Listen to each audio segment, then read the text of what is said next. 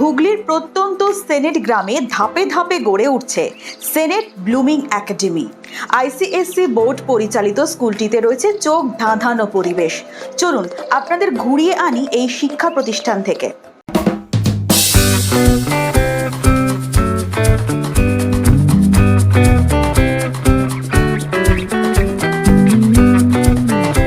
Senate blooming academy হুগলির senate গ্রামের এই স্কুলটি যেন এখন সকলের আলোচনার কেন্দ্রবিন্দুতে উঠে আসছে।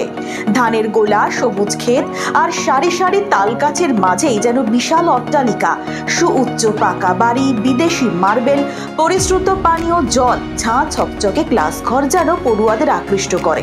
এক কথায় বলতে গেলে শহরে ইংরেজি মাধ্যম স্কুলকে যে কোনো উপায়ে হার মানাতে পারে এই সেনেট ব্লুমিং একাডেমি। পুঁথিগত শিক্ষাদানের পাশাপাশি এখানে রয়েছে নানা রকম খেলাধুলো এবং আঁকা শেখার সুযোগ। বর্তমানে 10ম শ্রেণী পর্যন্ত উন্নীত হয়েছে স্কুলটি। পড়ুয়াদের যত্ন সহকারে শিক্ষাদান করা হয়, এমনটাই জানাচ্ছেন প্রধান শিক্ষিকা কৃষ্ণা রায়চৌধুরী। দেখুন, আজকে মডার্ন যেখানে টেকনোলজি চলে এসছে সেখানটায় দাঁড়িয়ে আমি বলতে পারি যে ইংলিশটা কম্পালসারি সাবজেক্ট হওয়াটা উচিত। আজকে গভর্নমেন্ট স্কুলগুলোতে দেখুন যে খুব কম স্টুডেন্টস অ্যাডমিশন নেয়, ওয়ারেজ আপনি দেখবেন যে আগামী দিনে আরও রুরাল এরিয়াসে আরও স্কুলস ডেভেলপ করবে। আর আমার স্কুলের আমি একাডেমিক জায়গাটাকে ভীষণভাবে ইম্পর্টেন্স দিই, যাতে আরও বাচ্চারা যাদের এরা হচ্ছে ফার্স্ট জেনারেশন লার্নার, তো এর জন্য আমি ভীষণভাবে ইম্পর্টেন্স দিই। কেন কি এখানকার প্যারেন্টসরা সেইভাবে এনভায়রনমেন্ট দিতে পারে না বাচ্চাদেরকে, সেইভাবে ডেভেলপ করতে পারে না। তো আমার স্কুল সেসব জায়গাগুলোকে ধরে সেই স্টুডেন্টসগুলোকে ডেভেলপ করানো, যাতে কি এখান থেকেও কিছু ইঞ্জিনিয়ার্স, কিছু ডক্টরস, কিছু আইএএস টপার্স এরা সব বেরো। প্রত্যন্ত গ্রামে স্কুলটি হওয়ায় আর্থিক দিক থেকে পিছিয়ে রয়েছেন এখানকার বাসিন্দারা। তাই ফি এর অভাবে যাতে পড়ুয়াদের কোনো ক্ষতি না হয় সেদিকেও খেয়াল রাখে স্কুল কর্তৃপক্ষ।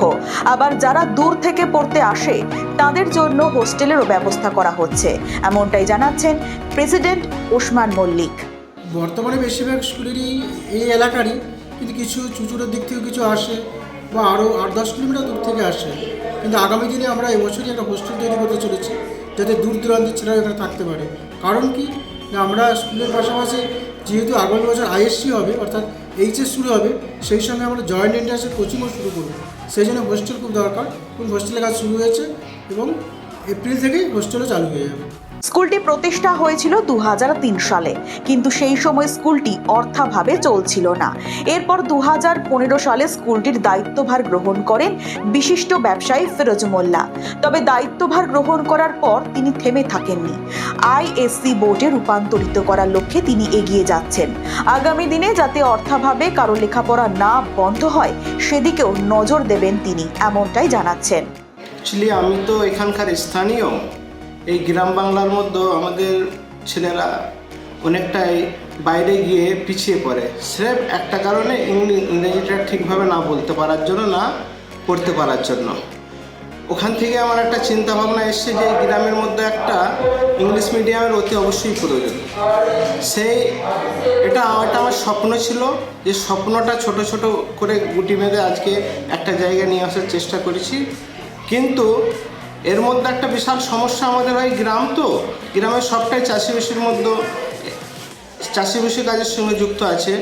সেই যুক্ত কাজের জন্য কোনো সময় চাষ খারাপ হচ্ছে, ভালো হচ্ছে, একটা ভর্তুকির ব্যাপার এসে যায়। আমার স্বপ্ন সাকারের জন্য আমার ব্যবসা থেকে একটা ম্যাক্সিমাম পার্সেন্টেজ আমি স্কুলের ওপর ইনভেস্ট করেছি। শুধু স্কুল না, এটা আমার গ্রাম বাংলার উপর ইনভেস্ট করেছি, আমার লোকাল গ্রাম ছেলে মেয়েদের উপর ইনভেস্ট করার চেষ্টা করেছি। এটা আমার স্বপ্ন, আগামী দিনে এইভাবে আগে বাড়িয়ে নিয়ে যেতে চাই। বর্তমানে এই স্কুলে 600 জন পড়ুয়া রয়েছে। স্কুল চত্বরে রয়েছে পড়ুয়াদের মনোরঞ্জনের জন্য লাইব্রেরি, দোলনা, অ্যাথলিট কোর্ট, রকমারি বাহারি গাছের সমাহার সহ আরো কত কি। একসময় ফরাসিদের ঘাঁটি ছিল এই হুগলি জেলা। পাশ্চাত্য শিক্ষার প্রচলন ছিল সেখানে। আর সেই জায়গায় দাঁড়িয়ে সেনেট ব্লুমিং একাডেমি যে জেলার মানকে ধরে রাখতে পারবে সে কথা বলাই যায়। মিজানুর রহমানের রিপোর্ট, দিন দর্পণ।